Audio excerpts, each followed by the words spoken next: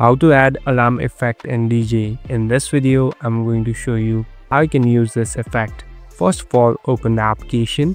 Now here on the top, you can see this FX button. Simply tap on this FX button. So this is the place where you can customize and select different effects. Now on the top, you can see a drop down button. Simply tap on this drop down button. Now here, there are different effects that are available. Some of them are free and some of them are pro version. Here, you'll be able to find out alarm. Simply tap on alarm. So this has been selected. Now if you go back, it will be saved automatically. Now you can customize the timing and add it whenever you want. So here you can add it in your beats and music easily. Thank you for watching this video. I hope this video will help you.